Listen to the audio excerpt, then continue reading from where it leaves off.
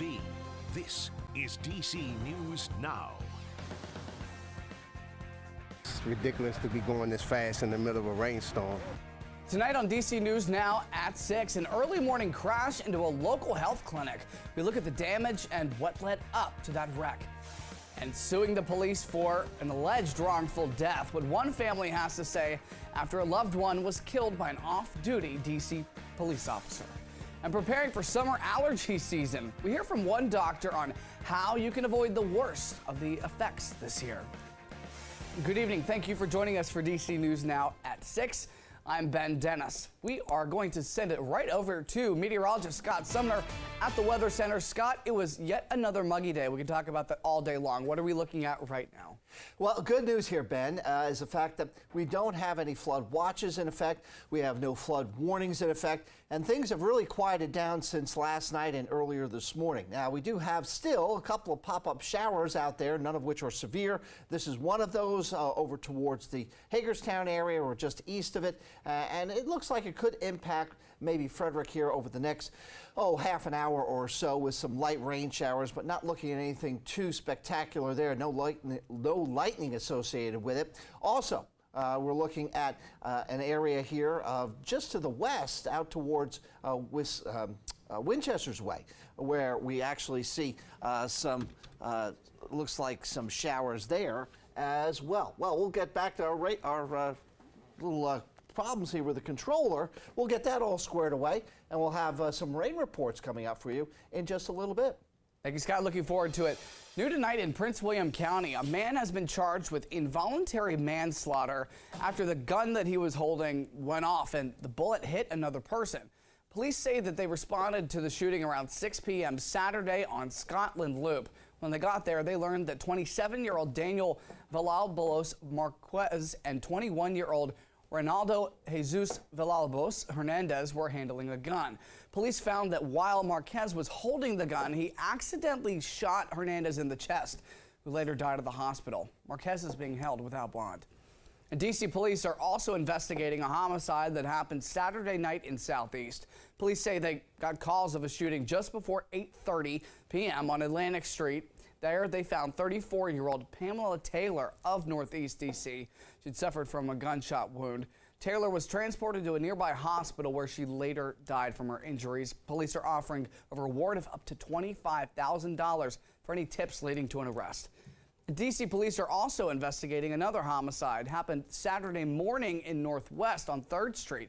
Police say they got calls for a shooting just after midnight.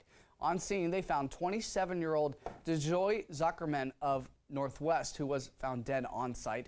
Police are offering a reward of up to $25,000 for tips leading to an arrest.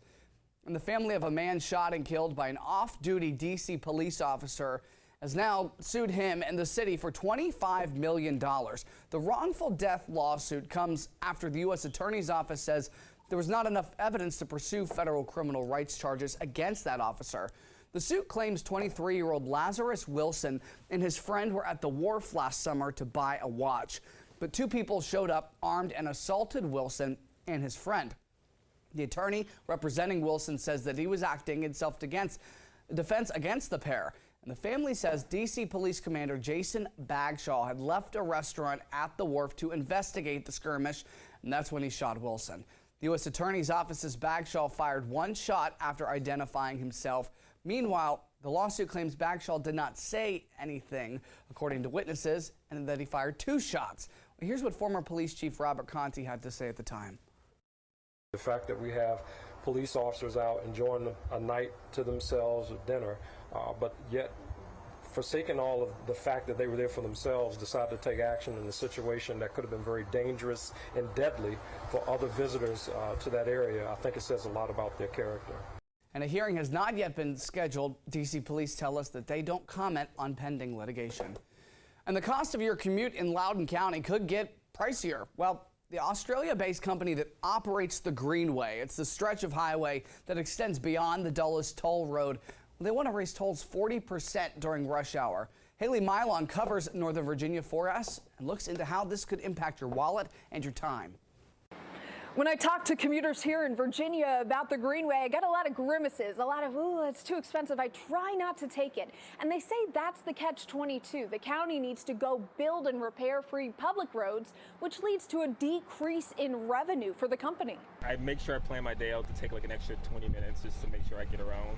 Myron Wells avoiding the pricey Greenway commute no matter the lengths. And the trip could get steeper. The Greenway is privately owned by Australia-based Atlas Arteria. They filed a request this week with the State Corporation Commission to hike tolls nearly 40%. Taking the route during peak hours would go from $5.80 to $8.10. That means you take the road daily to and from work during peak hours, you'd be paying nearly $1,200 more per year. That's insane.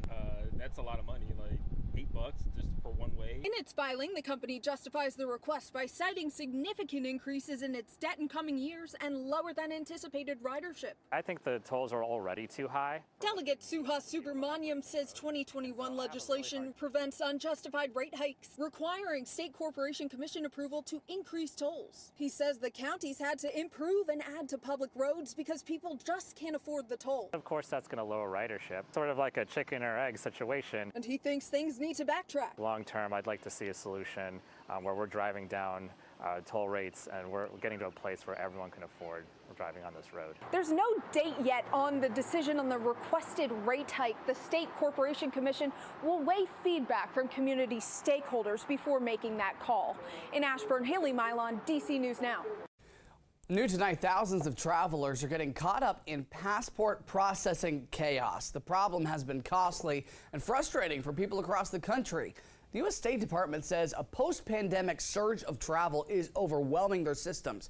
Now lawmakers are looking for a fix. One senator introduced a bill this week to cap processing times, reinforce staffing to deal with the surges, and create online tracking.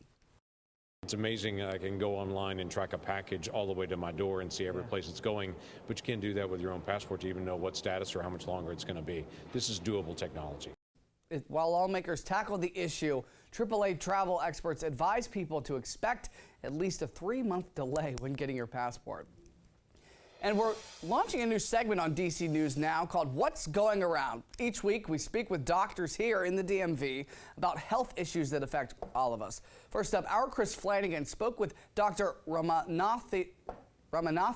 He is a Bethesda-based endoscopic sinus surgeon and an allergy expert at Johns Hopkins. He tells us if you suffer from a cough, runny nose, and itchy eyes, brace yourself because allergies are not going away. The summer is here. What's really interesting is in the allergy world, we have not been able to predict how long an allergy season lasts. Allergy seasons, for the most part, are longer than ever, primarily due to climate change, global warming, like higher temperatures, air pollution, all those things affect the amount of allergen that we see. It also adds to the unpredictability of what we see also.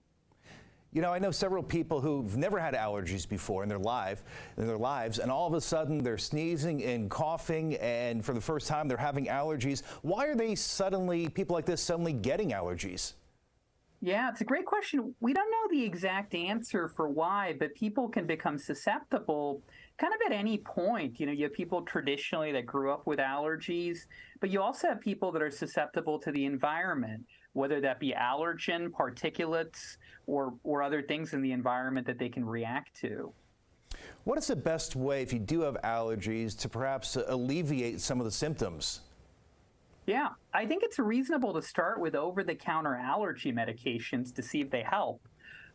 For those that are not interested in actually using medicines, I think, saline washes for the nose can be very effective and don't actually have any medicine in them. But over-the-counter nasal sprays that have steroids in them or over-the-counter antihistamines can be a reasonable place to start. But obviously, you'd want to check with your doctor before using any of these medications. If we had a crystal ball, I would predict with the amount of air pollution that we're seeing, I would guess that the allergy season would last longer compared to others. I wouldn't quote myself on that, but based on what we're seeing, I think it's probably going to be a longer allergy season. Great. Dr. Ramanathan, we really appreciate your expertise and taking some time today discussing allergies with us. Thank you very much. Wonderful. Thank you for having me. You bet. Good stuff there. All right, absolutely a beautiful shot here as we take a live look out towards the Annapolis Way. And yeah, there's some cumulus clouds off in the distance. Those are some of the heavier thunderstorms that moved through earlier today. But as it stands right now, we're dry for most areas. And look at some of the rain reports here the last 24 hours. 3.5 inches at Somerset, Virginia, over 3 inches at Lexington Park, 2.5 inches around Orange, Virginia, 2 1/3 inches at Mineral, West Virginia, Huntington, Maryland, over 2 inches. In the district here, I tallied about 1.47 inches, so a good soaking of rain there. Now, we still have some rain on the board, as I showed you at the top of the newscast here. This one is moving to the south and the east. We'll be impacting Walkersville here and over towards the Woodsboro area very, very shortly with some light rain. We also, as I mentioned too, and was trying to show you, we got that little computer glitch fixed, some showers around the Winchester just north of it, impacting I-81, very, very light stuff, and that will be moving through within a short amount of time. Outside of that, we're not looking at anything too drastic here, just a couple little spot showers, maybe a couple of pop-up thunder showers could possibly form, but we only have about an hour and a half to 2 hours at most if that is going to occur. But I still have it in the headlines here, an isolated storm possible, not imminent, but possible early evening. A dry start to the week. Daily storms return on Tuesday, and no extreme temperatures this week. We'll break it down for you and have that 7-day forecast in just a few minutes.